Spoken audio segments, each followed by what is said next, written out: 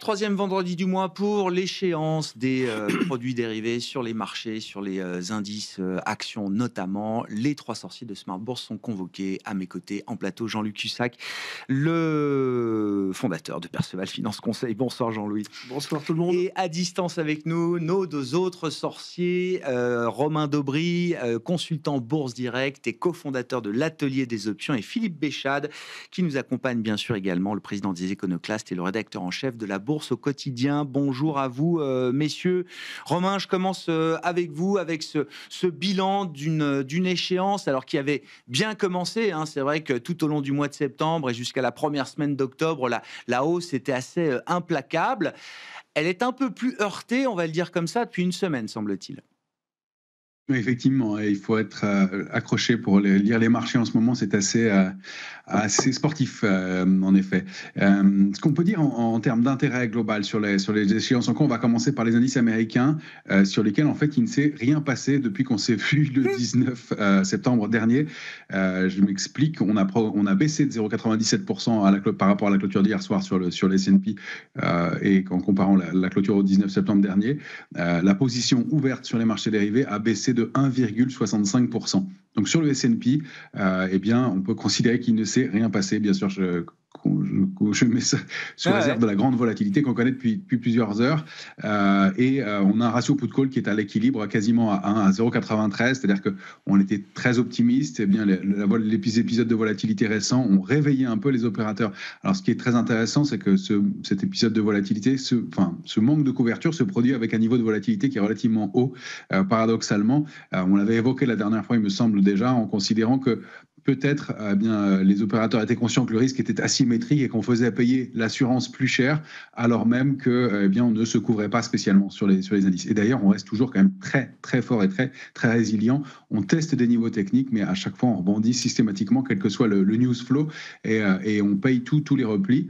On peut rappeler que dans ce phénomène, il y a une part de retail qui compte toujours beaucoup.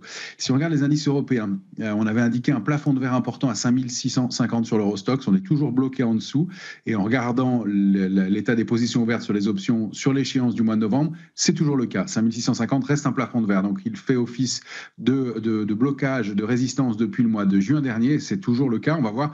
On rappelle que ce n'est pas un blocage définitif. Si ça passe, si le niveau est débordé, eh bien dans ces cas-là, on connaît une accélération haussière qui peut être plus importante. Sur l'échéance, on a pris 3,55% sur l'Eurostoxx pour une position ouverte qui s'est étayée de près de 10%. Donc, on a eu du soutien acheteur sur l'indice Eurostoxx au cours de cette échéance.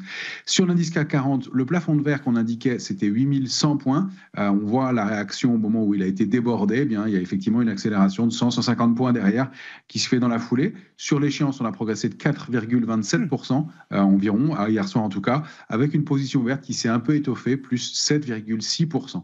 On peut dire que sur l'Eurostoxx, le ratio put-call est prudent, 1,50. Et que sur l'indice CAC 40, c'est un peu plus optimiste pour l'instant, puisqu'on a accéléré récemment, mais on n'a pas d'éléments flagrants, une position verte qui reste quand même assez modérée. Donc, pour le CAC 40, prochain plafond de verre, on y est, c'est 8250 points, niveau qu'on vient de tester ou quasiment. Donc, il va falloir trouver du momentum pour aller déborder ces niveaux-là, et peut-être créer un contre-pied, parce que les opérateurs n'envisagent pas le débordement de ce niveau-là. Donc, 8250 sur le CAC 40, 5650 sur l'Eurostoxx, et puis sur le S&P, c'est 6007-6008, la dernière zone d'intérêt. Au-delà, on n'a pas manifestement envisagé d'aller au-delà tout de suite, en tout cas au cours de cette échéance du mois de novembre. Donc encore une fois, si ce niveau-là a été débordé, ça pourrait créer des accélérations. Attention à la rupture des supports qu'on vient de tester, des plus bas récents sur les indices américains. Ça peut déclencher des mouvements de taille complémentaires à la baisse. Bon, Jean-Louis, le marché, on voit quand même des situations beaucoup plus heurtées que ce qu'on pouvait observer sur les semaines passées. Ouais. Mais si on prend notre indice CAC 40, ce qui est intéressant de voir, c'est que au moment où la volatilité remonte un peu, le CAC, lui, refait quasiment des nouveaux sommets. Oui, parce qu'il il n'a pas une progression constante, régulière. Il y a des retracements parfois violents. On en a eu un courant du mois de septembre-octobre, de cette échéance, puisqu'on était retombé à 7800 et quelques. Et c'est reparti. Et en fait, ces mouvements sont vraiment amplifiés par des phénomènes de contre-pied, je pense. Et le dernier, c'était est-ce que le gouvernement français va tenir? Et là, ça en fait beaucoup. Il y a eu beaucoup de prises de précautions, de ventes, certainement. Pas des gros volumes, hein, bien évidemment. Mais ça suffit. Ça suffit parce que comme tout le monde va dans le même sens au même moment, à un moment donné, ça baisse, il n'y a plus rien. Et puis, c'est ce qu'on voyait. Il y avait des replis sans pression. Et j'écrivais sans conviction. C'était vraiment, on fait attention. Voilà, de la prudence. Qui dit prudence, dit pas de complaisance.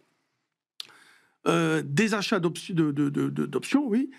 Mais cette hausse, elle a eu lieu parce qu'il y a eu une succession de 3 bonnes nouvelles. On va dire là, LVMH, le gouvernement qui n'a pas été censuré, et Essilor aujourd'hui. Ouais. Donc 3 nouvelles très spécifiques au CAC. Hein. Oui. Parce que ma question, c'est de savoir, est-ce que le CAC est un peu déconnecté du reste des marchés là depuis quelque temps? Oui. La réponse est oui. Moi, j'attendais un rattrapage de performance. Bon, alors, il arrive toujours d'une manière qui nous étonne, mais bon, c'est comme ça.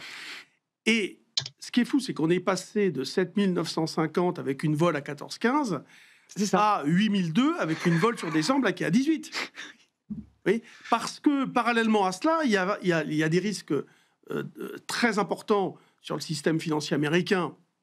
Alors, potentiellement très importants. Oui. Mais les investisseurs se disent non, a priori, ça va être ça sera contenu, ça va bien se passer. Ok, bon, en tout cas, on voit que le marché américain, le SP là, il fait des écarts de 1,5% en 30 minutes. Ouais. Il est monté fort, il a rebaissé. Ce matin, il va tout en bas. Quand il y avait l'échéance du CAC, là, un peu avant 16h, il est remonté à 6697 le futur. Là, il est retombé à 6650. Ça secoue quand même, hein, c'est pas mal. Donc, on manque d'une visibilité claire, mais par contre, on a une parfaite visibilité sur tous les ennuis qu'on pourrait rencontrer, les risques, les ennuis, etc.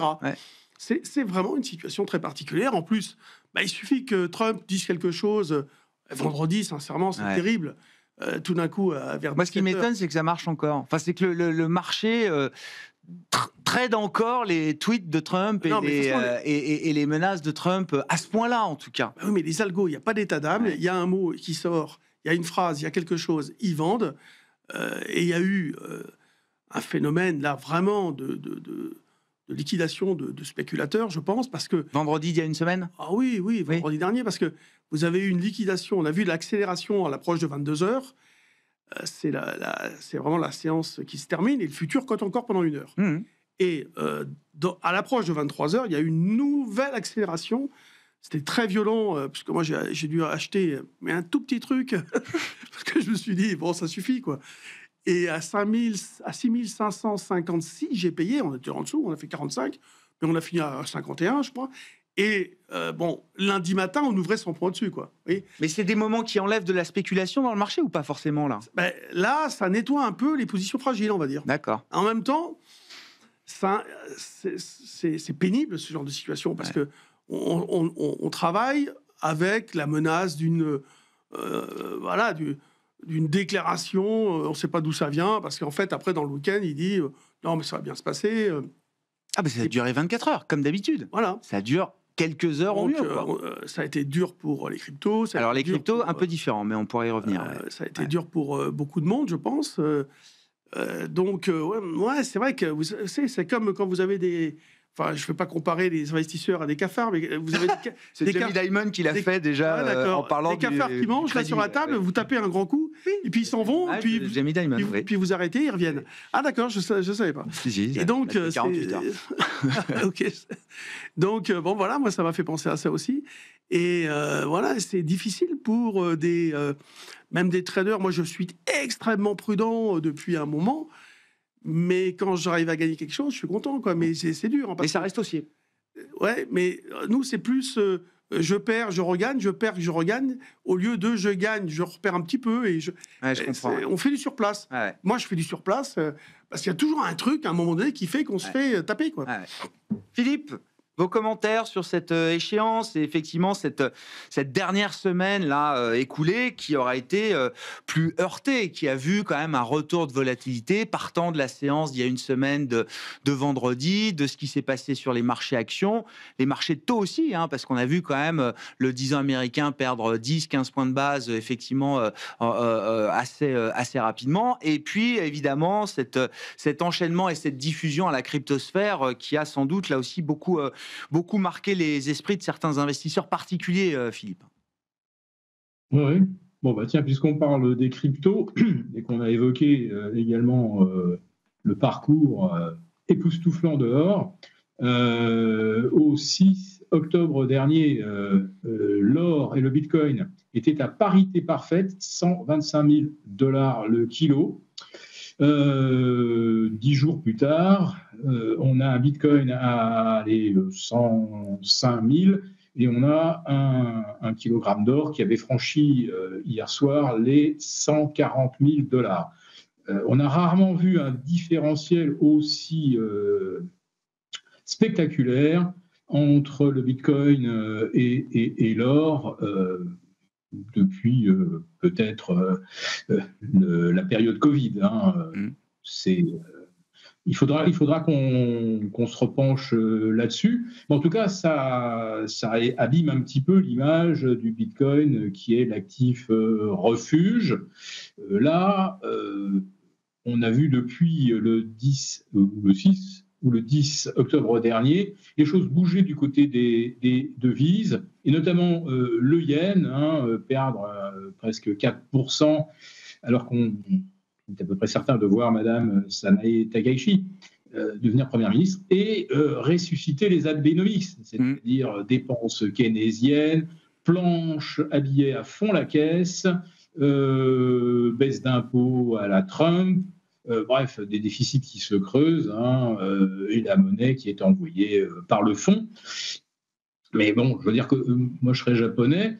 J'ai M. Trump qui dit il faut que le dollar baisse. On comprend qu'il verrait une parité de 130, 1,30 contre l'euro et peut-être 165 face au yen. Bon, le yuan, lui, il accompagne le dollar, donc le dollar perd 13%, le yuan en perd autant. C'est l'Europe, évidemment, qui est le danon de la farce. Et puis, les Japonais se sont dit, nous, il n'y a pas de raison. Et voilà, le yen, il doit baisser. Et le yen a baissé. Et la contrepartie, c'est que ce n'est pas sur le Bitcoin que se sont précipités les investisseurs cette fois-ci. Alors, peut-être que l'or a bénéficié d'autre chose, évidemment, c'est le contexte géopolitique. Donc, on a plusieurs choses, on va dire, dont on entend un petit peu presque le sifflement de la marmite, de la cocotte minute. La cocotte minute. Ça chauffe du côté du Venezuela, puisqu'on a Trump qui dit voilà, CIA, là, faut qu'elle accélère un petit peu ses opérations de déstabilisation du Venezuela, s'il nous prépare un coup d'État ou un débarquement façon Panama. Le souci, c'est que le Venezuela, c'est-à-dire que la Chine a quelques billes et que le Venezuela est en théorie un pays souverain.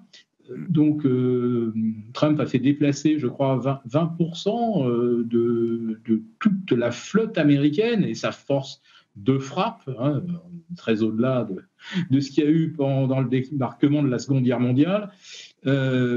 Si M. Trump s'attaque au Venezuela, je ne serais pas étonné que les Chinois ripostent avec Taïwan. Vous voyez un petit peu les implications. TSMC, ça bascule du côté chinois. Mais ça, d'accord, Philippe, j'entends les risques géopolitiques, mais qui achète de l'or aujourd'hui? Alors, je comprends que des banques centrales achètent de l'or, ça, il n'y a pas de doute, et des banques centrales qui ont plutôt intérêt à pas être trop en dollars, je parle de la Russie, de l'Iran, de la Chine, et les autres gros acheteurs d'or, c'est le retail. Est-ce que le retail qui achète de l'or est en train de suivre ce qui se passe du côté du Venezuela pour savoir si Trump va envoyer du monde là-bas ou est-ce que c'est vraiment ça qui fait bouger les cours de l'or aujourd'hui, Philippe? Ah oui, absolument. Il y a, bien sûr. Le retail suit ce qui se passe du côté du Venezuela ou envisage ce qui pourrait se passer à Taïwan et achète de l'or. Ah bah oui. Alors le fil rouge, c'est que depuis déjà 2-3 ans, vous avez des pays BRICS qui se dédollarisent. Bon, avec l'arrivée de Trump, là, on sait que voilà, c'est le dollar. Ceux qui prêtent de l'argent aux États-Unis, on va les rembourser en monnaie de singe. C'est dit, hein, c'est complètement assumé. Non seulement vous serez remboursé en monnaie de singe, mais en plus de ça, on veut que la rémunération qu'on vous sert soit beaucoup plus basse. Hein. Elle est de 4,10 sur le 10 ans. Trump la voudrait à 2 ou 2,25 d'ici 6 mois. Bon, donc on veut plus de dollars, donc évidemment. Donc ça, c'est le fil rouge. C'est quelque chose qui est constant. L'affaire japonaise des Abenomics, de nouveau, ceux qui avaient du yen en se disant peut-être que le yen, c'est un truc qui va tenir. Non, il ne va pas tenir. Alors, si on ne veut plus détenir de dollars, si on ne veut plus détenir de yens, ça renforce encore les achats de dollars. Puis moi, hier soir, j'étais devant mes écrans vers minuit et j'ai vu là l'once d'or s'envoler de 40-50 dollars en quelques minutes.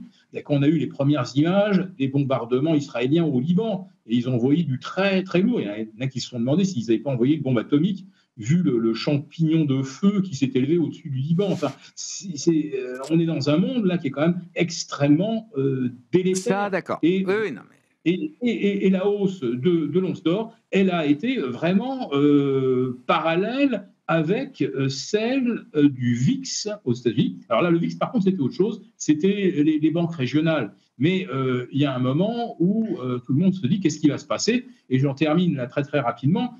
On se demandait encore hier soir si Trump allait fournir ou pas des tomahawks à Zelensky à la veille d'une rencontre avec Poutine, ce qui aurait quand même été, comme on dit, un signe qui ne facilite pas forcément les discussions. Bon, aujourd'hui, il annonce qu'il ne va pas en fournir parce qu'il ne veut pas dégarnir les stocks américains. On a tous compris le message. Il ne va pas torpiller les discussions. Puisqu'on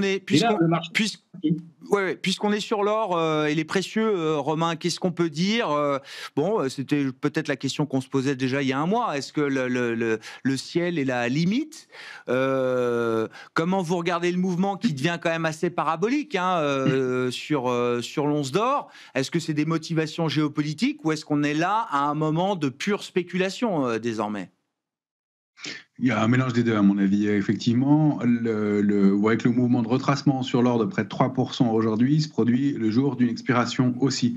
Il faut savoir qu'il y a des produits dérivés et des options sur l'or et probablement des intérêts qui ont accentué ce mouvement-là. Ceci dit, on voit des volumes qui sont très très net croissants sur l'or depuis le début du mois de septembre. Donc exponentiels eux aussi, et on a explosé les cibles graphiques puisque la congestion au sein de laquelle on était situé d'avril à août dernier donnait pour cible 3717. On a dupliqué ce range une fois encore par le haut et on a même débordé ces cibles idéales encore une fois. Alors tant qu'on est au-delà de 4118, on peut envisager des extensions de long terme à 4566. Pour l'instant qu'on ait un peu de retracement et des retours dans une zone 4036, 4118 paraissent raisonnables, mais il n'y a pas de figure de retournement bien entendu à ce stade, si ce n'est un contre-pied technique dû à un excès aussi de spéculation. Encore une fois, le marché est très momentum, on le voit depuis quelques temps.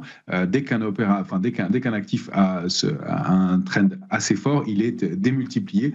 Se poser des questions pour la suite des mouvements. Si on se mettait à être baissier, pour l'instant, ce sont des momentum forts dans le sens haussier. Mais voilà, donc je pense qu'il y a un phénomène technique et puis évidemment un phénomène géopolitique aussi. Les deux sont combinés. Pour ce qui est de l'argent, on a atteint les cibles qu'on évoque ensemble depuis longtemps maintenant. On avait évoqué des premiers signaux haussiers il y a plusieurs années maintenant sur l'argent. Le débordement du niveau de 29 permettait de cibler une zone entre 46 et 48 et puis des extensions en direction de 55-80. On en approche. Mon idée, c'est que compte tenu du parcours et puis surtout du discours, ça commence à être la hype, l'argent, tout le monde en parle. Donc là, j'ai un petit problème de consensus. Tout le monde est d'accord sur l'argent. Donc entre 46 et 56, c'est large, mais je pense qu'on pourrait latéraliser un peu et prendre un peu de bénéfices sur des niveaux qui sont importants. On a atteint des cibles graphiques et on sait que c'est souvent un moment de prise de bénéfice. On a atteint aussi une cible idéale sur le palladium. qui a été atteinte hier. On voit un brutal retracement à plus de 6% du palladium contre 1696, donc des mouvements d'arbitrage qui sont extrêmement puissants. Il y a le cuivre qui n'a pas encore vraiment décollé, qui reste un petit peu lourd en termes de matières premières. Voilà ce qu'on peut dire pour l'instant. Si vous me permettez un mot quant au comportement de Donald Trump aussi, puisque vous disiez que vous étiez surpris qu'il fonctionne toujours, je vous avoue que moi aussi, je me dis que ça va être, ma thèse, c'est que quand il est arrivé au pouvoir en janvier dernier, il savait que les marchés étaient topiches et qu'il était difficile de recréer de l'intérêt. Il a annoncé des taxes douanières surréalistes qui ont fait baisser les marchés, puis il a donné de la souplesse ensuite, les marchés étant assez news flow comme on l'écrivait, ils ont repayé et ça a recréé une impulsion haussière qui a permis de donner de nouveau plus haut. Je crois qu'ils jouent à ce petit jeu-là, que les marchés sont de moins en moins dociles et que pour l'instant le retail alimente beaucoup ces rebonds systématiquement, que ça fait 3 fois que le retail le fait, Covid 2022 et avril dernier. On arrive à un moment où ça va être difficile et que ce jeu-là peut être très dangereux. Il est en train effectivement de risquer les marchés américains. Donc on n'a pas de figure de retournement pour l'instant. On a un news flow qui est toujours positif, des histoires positives autour de l'intelligence artificielle. En effet, il y a toujours des éléments forts. Mais attention aux excès à venir. On commence à avoir des pailles à droite, à gauche sur quelques actifs. Et je pense que ce comportement-là de prendre un peu les opérateurs pour des gogos pourrait avoir des conséquences à un horizon qui s'approche maintenant, même si on n'a pas encore les signes, avec des niveaux de volatilité pareils et pas de figure de retournement à ce stade. Attention à ne pas trop jouer aux apprentis sorciers avec les marchés et les marchés d'actions aux États-Unis. Jean-Louis, vos commentaires. Alors, je ne sais pas sur l'or, les précieux, si vous voulez en rajouter, mais globalement, est-ce que le marché est quand même mûr pour l'idée d'une rotation? Est-ce que c'est ce qui peut animer le marché dans les prochains mois, d'ici la fin de l'année? Alors, les thèmes forts, c'est évidemment l'IA, la tech aux États-Unis, la tech en Asie et en Chine également. En Europe, jusqu'à présent, les thèmes forts, c'était plutôt les financières et les industriels ou le thème de l'infrastructure, par exemple. Là, je vois une Essilor, une Danone, même une Pernod, visiblement, alors que les chiffres sont pas très bons. Ça semble peut-être avoir touché des points bas. Est-ce que le marché est mûr pour considérer des valeurs plus défensives ou de qualité, par exemple? Pour finir sur l'or, il y avait aussi ce qui inquiétait les clients particuliers, les retail, c'est quand... alors je crois que c'est la BCE qui a dit qu'il fallait que les gens aient un peu d'espèces. Ils se sont posés beaucoup de questions. Non, mais cette phrase... Puisqu'elle a été reprise dans les réseaux sociaux, sur YouTube... Le retail s'inquiète quand la BCE dit qu'on va faire l'euro numérique et qu'il n'y aura plus d'espèces. Et alors, quand la BCE dit qu'il faut garder de l'espèce, le retail s'inquiète aussi. Parce que là, on reproche tout et son contraire à la BCE. Non, parce que là, c'est une mise en garde bizarre. C'est tout. C'est comme ça qu'ils l'ont considéré, en tout cas. Je crois que c'est quoi? Garder 50 €... 70 Non, mais je veux dire, c'est un concept de père de famille, quoi. Oui, non, mais c'est bizarre. Mais non, mais c'est bizarre. Cette phrase est bizarre, c'est pas leur rôle de dire ça. C'est pas leur rôle. Ensuite, il y a la Fed qui... Je crois que les gens attendent ça maintenant des institutions, leur dire ce qu'il faut faire, changez vos chaussures, vous avez un chèque, c'est comme ça qu'on vit. On y arrivera peut-être avec l'IA, mais bon. Et il y a aussi le fait que la Fed va encore baisser ses taux, a priori 2 fois d'ici la fin de l'année. Donc ça contribue aussi à rendre l'or plus intéressant. Bon, après, c'est vrai que moi, je me suis toujours posé la question de pourquoi ça monte aussi fort. Bon, voilà. Et qui achète. Bon, sur 20 ans, ça fait quand même mieux que le S&P 500. Ah ben là, c'est une violence incroyable. C'est sur 20 ans ou 25 ans, l'once d'or en dollars fait mieux que le S&P 500. En peu de temps. Alors, ça se joue dans l'hyperbole finale, là, mais quand même. Non, mais je veux dire, ça va à l'encontre d'un certain nombre de discours qu'on peut nous-mêmes porter ici. C'est pour ça que c'est quand même assez remarquable. Moi, je me pose plus de questions. Je vous dis, quand je regarde un prix, je me dis qu'il est légitime et que tant qu'il me donne pas un signal d'inverse, je vais pas aller contre. En effet, là, le marché, je suis d'accord avec Romain, le marché américain commence à envoyer des petits warnings. Le jour où on va finir en bas et que le lendemain on va reprendre à la baisse, peut-être que là il va y avoir des déclenchements de... Tant que là, à très court terme, tant qu'on tient les 5005, il peut y avoir plusieurs accélérations. La zone des 5005, mais elle est proche comme des plus hauts. Sur quel indice La SP500. D'accord. Après, le véritable retournement, il se situerait plutôt... 5005 ou 6005 6005. Ah oui, non, pardon. je sais pas. À force... Oui. Non, mais... Comme C'est l'Eurostoxx qui est à 5006. C'est pour ça, D'accord. l'Eurostoxx, Ok. comme il est Donc dans la zone- 6005 sur le S&P, au-dessus, ça reste plutôt bon. D'ailleurs, j'avais D'accord. des pots de 6005 Bon. échéance. Oui, bon. Et donc, comme ces marchés, bon, si vous voulez, sont hyper hauts quand même, ils sont à l'abri, on va dire, d'une vulnérabilité, en tout cas psychologique. Donc, il y aurait une première alerte sous 6005, une deuxième sous 6350, un truc comme ça, et puis l'autre, la vraie, pour le retournement, pour l'instant, il est à 6002, mais on va voir comment le marché, si jamais il se retourne, comment il va le faire. Est-ce que ça va être un genre de soucoupe, vous voyez, c'est-à-dire tranquillement, comme il l'a fait en décembre un petit peu, et c'est du temps là, la période décembre-janvier, soit il va envoyer des signaux un peu plus violents. On va voir, c'est difficile de Est-ce que tout ça plaide pour l'idée d'une rotation? Encore une fois, je reviens à ces valeurs de qualité défensives qui ne sont pas les thèmes forts du moment, mais qui est LVMH. On se dit que finalement, peut-être que le pire est passé. Toutes ces boîtes-là, elles ont divisé par deux. Alors, il faut se mettre à la place des gérants. Ils se grattaient la tête pour trouver des bonnes idées. C'est compliqué. Il ne faut pas se tromper. Hein, on l'a vu avec Michelin. Alors, si on y va par défaut sur ces valeurs, je suis d'accord que c'est peut-être pas un bon cas d'investissement. Alors, moi, par exemple, quand j'ai proposé de jouer la surperformance de l'Europe par rapport au marché américain, je ne l'ai pas fait pensant que l'Europe va exploser. Je le fais en pensant qu'il faut être prudent et que s'il y a un problème, les marchés US vont dévisser beaucoup plus que le marché européen. Je comprends. En relatif, il y a plus à perdre aux US qu'en Europe. Là. Voilà. Et je parie aussi sur le fait que quand même l'Europe, et là, bon, ça a fonctionné avec la France, puisque je prenais le CAC comme exemple, et là, ça a fonctionné avec, bon, voilà, des bonnes nouvelles, une série de bonnes nouvelles. Tant mieux, mais ça tient à pas grand-chose, puisque Essilor pèse 5, alors du coup, elle était à 4,80, elle pèse 5,50. Ouais, ça devient une grosse pondération quand même. Hein. LVMH, t'as plus de 8%, c'est ça, de pondération 8,2, il y a Schneider. Elle est redevenue première, Capi. Ensuite, c'est Schneider, 7,8. Ouais. Ensuite, c'est Airbus, 6,6, Safran, 5,9, Total, 5,85.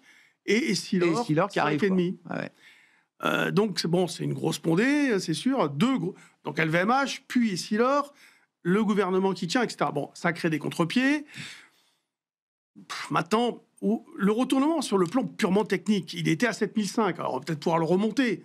On va voir. Mais là, on vient d'accélérer violemment. On a pris 300 points en quelque temps.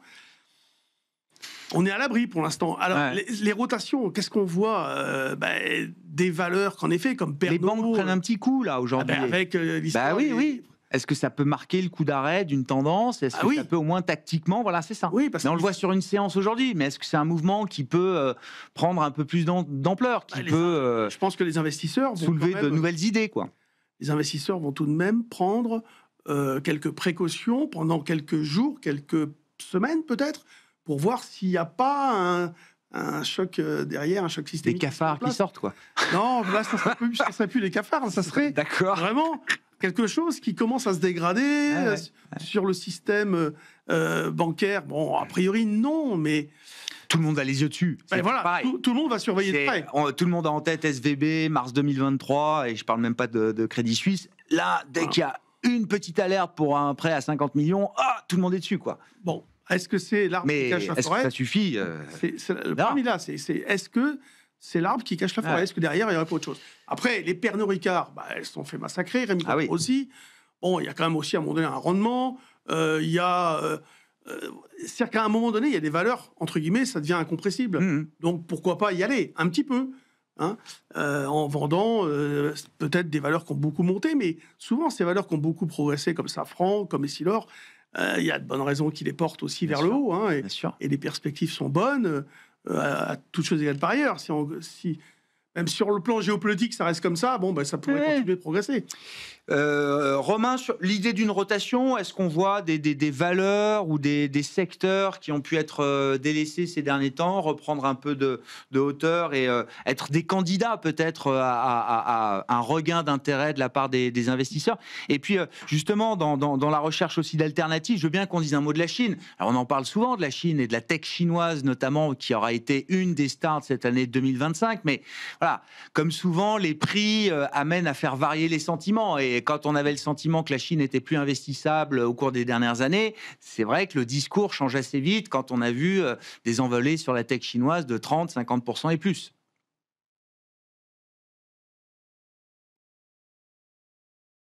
Un petit problème. Oui, effectivement. Ouais. Ouais, effectivement, je pense que vous m'entendez à nouveau. Déjà un peu de prise de bénéfice sur la tech chinoise, mais on revient sur des points d'entrée, à mon sens, sur des gros paniers de valeurs. C'est plutôt un trend haussier qui s'est mis en place. Il y a un potentiel encore assez intéressant.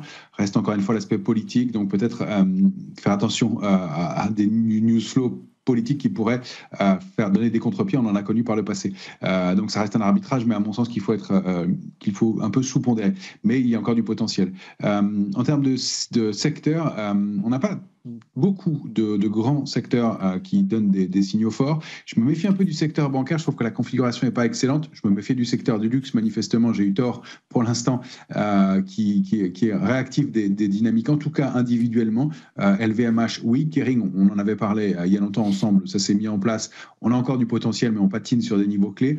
Je suis moins emballé par Hermès encore aujourd'hui, même si elle réagit, dont le potentiel est peut-être un peu plus limité. Si on regarde en termes de secteur, il y a le secteur des utilities qui se reprend, qui repart à la hausse. Il n'y a pas un potentiel gigantesque, mais une dizaine à une quinzaine de pourcents, pourquoi pas.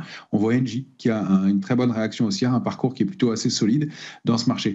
En termes de secteur aussi, on a le secteur des matières premières d'une façon générale qui me paraît être un arbitrage intéressant. Il y a de la volatilité autour, mais un panier de valeurs sur les matières premières surperforme pour l'instant, même si on vient d'atteindre des cibles à court terme. Donc un peu de prudence à avoir de ce côté-là. Et puis un secteur qui a très nettement surperformé, qui est beaucoup plus discret récemment, c'est le secteur des énergies renouvelables. On a un titre comme Nextera Energy qui revient sur des plus hauts historiques et qui est en train de les déborder après une pause qui date de 2021. Donc on est vraiment en train de s'attaquer à des niveaux clés sur le titre, et c'est le secteur dans son ensemble qui repaye. Là, il y a une forme d'harmonie, et je trouve qu'on n'en parle pas beaucoup. On parle beaucoup de tech, on parle beaucoup de ces choses-là. C'est vrai. Et bien ça se fait très discrètement, mais je vois que vous avez à l'écran la configuration graphique de Nextera Energy, et il y a quelque chose qui se met en place et qui était, à mon sens, intéressant. Ça peut déclencher du potentiel haussier, comme vous le voyez, avec des cibles assez significatives à la hausse, et donc peut-être des histoires intéressantes de ce côté-là aussi. On a eu pas mal de choses aussi sur des biotech. Ça, c'est plus à prendre individuellement, mais il y a des choses qui se mettent en place, et là où le taux d'échec était colossal, il y a quelques succès maintenant qui sortent. C'est quand même un métier de spécialiste. Donc oui, et puis je parle pas des minières évidemment qui ont explosé ces dernières années, ces derniers mois plutôt, Pan American Silver entre autres. Mais sur Pan American Silver, par exemple, moi j'avais une cible graphique à 57,65, on l'a atteinte et on a un repli de 7% aujourd'hui. Donc ça, c'est peut-être un petit peu consommé, en tout cas à court terme. Donc voilà, en termes d'arbitrage, Chine toujours, Tech US, il n'y a pas de retournement de tendance pour l'instant, tant que la musique, on continue à danser, mais prudence quand même un peu. La saison des publications va être compliquée, la configuration d'NVIDIA n'est pas top, il y a beaucoup de volatilité. On va voir un peu les ratios put-call au moment des publications, c'est toujours un élément assez significatif. Et puis on a quelques signes de frémissement, à mon avis, de risque aussi, en tout cas des gros paris baissiers sur le high yield, le haut rendement américain. Il y a quand même des opérateurs qui ont pris sur novembre et décembre des paris très baissiers. Ça, c'est la lecture de la position ouverte sur les options qui nous permet de le lire. Toujours intéressant, vous savez que c'est important pour moi, les options, et ça permet de traiter un sous-jacent, mais ça permet aussi de détecter les intérêts. Et là, vous voyez des grosses lignes de position baissières ouvertes, des protections ouvertes sur des strikes 78, 77, 76 sur novembre et décembre prochains. Donc des opérateurs qui on ne sait pas le détail de la stratégie, mais a priori, ils prennent des paris baissiers. Donc, est-ce que c'est de la couverture ou est-ce que c'est de la spéculation? Ça ne le dit pas. Mais en revanche, des ouvertures de position de cette ampleur-là, avec 98 000 à 200 000 lots ouverts à la baisse sur du haut rendement, bien c'est signe que ça pourrait craquer un peu et qu'il y a de la réserve sur un secteur qui a très, très bien performé, qui a rebondi de plus de 11% depuis ses points bas au mois d'avril. Sur le secteur, c'est énorme. Le crédit est toujours à suivre de près parce que c'est intéressant, parce que ce sont des signes parfois avancés effectivement de fragilité qu'on peut avoir dans les marchés. On l'a vu avec les accidents dans les marchés privés autour des prêts privés à deux firmes américaines, First Bonds ou encore Tricolor Holdings. Et puis cette propagation évidemment de stress à quelques banques régionales américaines aujourd'hui. Tout ça incite effectivement à suivre ce qui se passe sur le plan du crédit. Philippe, je reviens avec vous sur l'idée d'une potentielle rotation, ou en tout cas, est-ce que le marché peut changer un peu de thème, voire d'obsession, là, dans les prochains jours, les prochaines semaines, d'ici la fin de l'année? Voilà, il va falloir effectivement d'autres market movers. Hier soir, on en a eu un. Bon, c'est déjà pratiquement digéré. Puis bon, si on se rappelle du scénario de mars 2023, bon, la Fed était intervenue, avait sorti les extincteurs et on s'en était sorti. Mais ce que je pense qu'il faut peut-être garder en tête, c'est que derrière les pertes que commencent à subir des banques régionales, alors on dit parce qu'elles ont été trop laxistes, pas assez vigilantes sur les prêts, c'est que y a des super performeurs qui font des milliards, des dizaines de milliards de profits, le top 10 du S&P 500. Et puis, il y a beaucoup d'entreprises qui perdent de l'argent. Et des entreprises qui sont, on va dire, toujours un petit peu limite au niveau trésorerie. Je pense que là, les droits de douane ne vont pas forcément leur faire du bien. On parlait, et Robin a raison de soulever le sujet, que d'un seul coup, le high yield, les gens commencent à s'en méfier. Mais comment on explique que le spread entre le high yield et les meilleures signatures, le triple A, on était même pas à 200 points de base de prime, c'est extrêmement faible. Voilà. Hier, il y a eu un autre phénomène intéressant, hein, c'est que des gens commencent à acheter également de la couverture sur les emprunts d'État américains. Ou en tout cas, on se dit que s'il y a un pépin, ça peut-être arriver sur l'interbancaire, ce qui a déjà été le cas d'ailleurs en septembre 2019, on s'en souvient peu, mais sûr. En septembre 2019, si, la Fed injectait tous les soirs ou tous les matins des on s'en rappelle, tant et si bien que c'est même Jérôme Powell qui nous l'a rappelé, lui, en préannonçant cette semaine la fin du QT et de la réduction du bilan de la Réserve fédérale américaine. Tout le monde a bien en tête, effectivement, le revirement spectaculaire de la Fed en cette fin d'année 2019. Hein. Voilà, et elle avait par contre créé une sorte de QI un petit peu à la sournoise, hein, mais qui faisait que l'argent était bien là dans le marché tous les matins. Et là, on se dit qu'il y a peut-être des choses peut-être désagréables qui peuvent surgir. Bon, je pense quand même que le risque géopolitique reste quand même assez important.